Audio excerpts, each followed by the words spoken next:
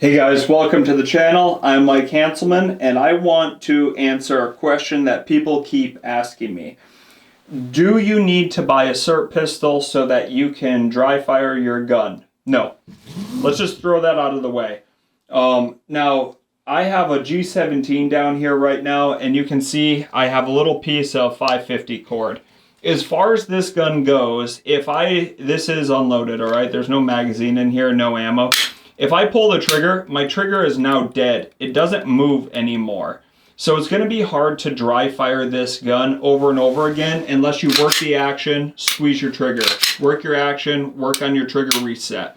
So that makes it kind of bad. Again, my trigger doesn't work because you heard that audible click. So it's out of battery, if you will. So what I'm going to do is just work the action. My trigger is now reset. What I'm going to do is lock my slide to the rear, and what I like to do is just run a piece of weed whacker string through here. Whoops. I don't have weed whacker string out here with me. What I have is 550 cord. So what I'm going to do is pin it off to the side right here and just let my action go forwards. So you can see that my gun is out of battery right here. And what's going to happen now when I play with my trigger is it's spongy. It's going to simulate me pulling the trigger every single time. So that part's kind of nice. Now the downside of that is you don't actually hear or feel that audible reset and that physical click when your trigger is reset. So that's the downside of doing that. But can you do it, and can you get good training, dry training like this? Absolutely, guys. If you're pulling your trigger, and when I go to pull my trigger, you can see I'm pushing my gun to the left, I'm doing something wrong. If I'm pulling it to the right, maybe I have too much finger on that trigger, so as a right-handed shooter, I would be breaking my gun to the right. If there's too little finger on here, maybe now I'm driving the gun to the left as I go to pull that trigger. So that's something that could be happening. When you find that right amount, you can see how straight the gun is staying as I engage my trigger right here. It's still able to stay straight on my target, which is going to be nice. Now, another thing that you can do is when you're actually aiming at whatever it is, your little target around your house, the cool thing is if your sights are moving or jumping around, hey, you're doing something wrong because you're not engaging that trigger straight back. Let's say you don't have weed whacker string, 550 cord, something like that. There's a lot of other things you can use. So just for right now, sorry, I bumped the camera. I have a safety pin or whatever this is called, a thumbtack, I guess. What I'm going to do is start closing this. And what I want to do is bring it back just far enough, hopefully the light, you guys can see this, that I can take this, and I like putting it on the side of my gun so that it's out of the way. But now my trigger is still working. The downside is I couldn't actually holster my firearm with that in there. So when you're utilizing something like 550 cord or weed whacker string, you would be able to still put it in a holster, and you could just manipulate that string wherever you need to so you have just enough to keep the gun out of battery. Again, there's no ammo in here, so if you go for a draw or reholstering, you're not going to have the accident of shooting yourself. I'm going to set our G17 out of the way and bring over the Sirt pistol and explain why I like this.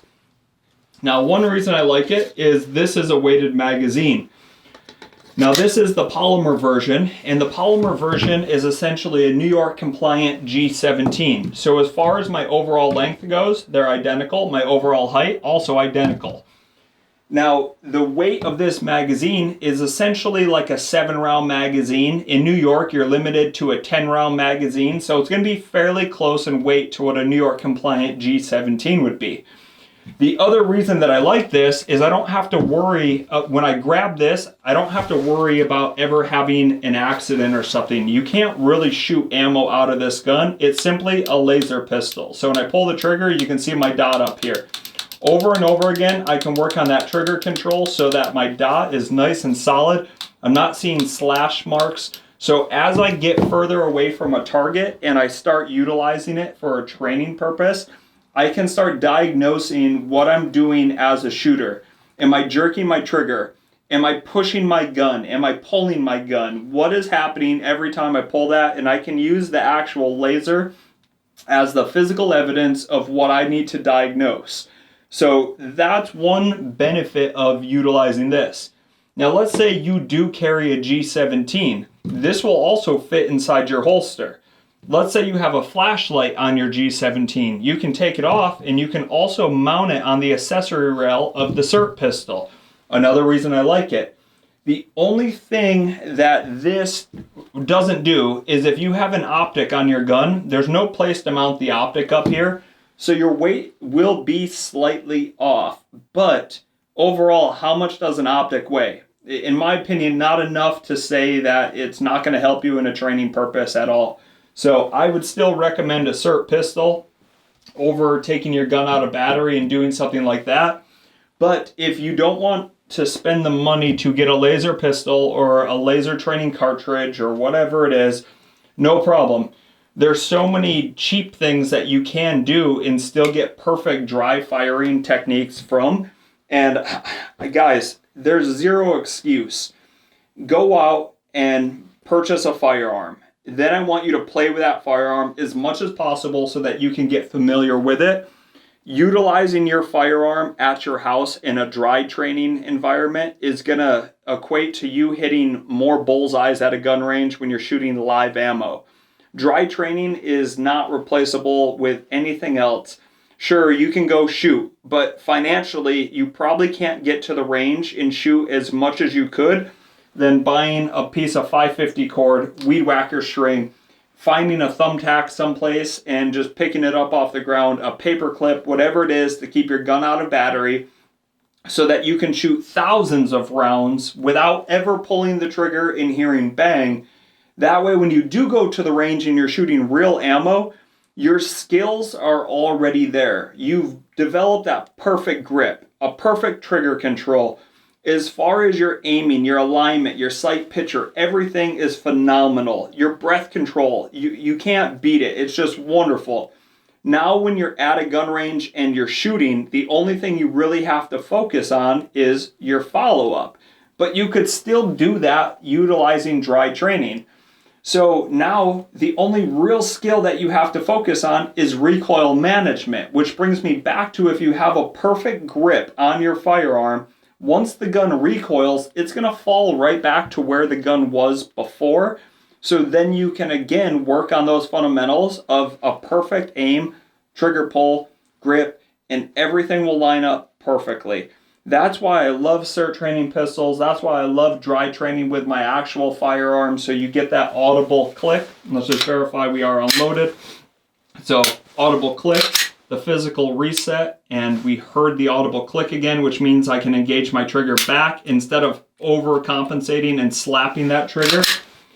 You hardly have to remove it before you can bring it back again, so you can start working on the speed of working that trigger. So let me grab our Sirt pistol. You can see the distance I have to move my finger here, not like this in between shots.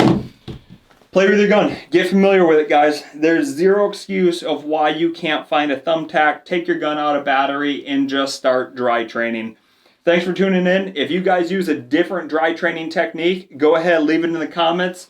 All the people who subscribe to the channel want to read through that stuff and see what other people are doing so that they can make the most out of their firearm. I appreciate all the support from you guys, as always. Thanks for watching.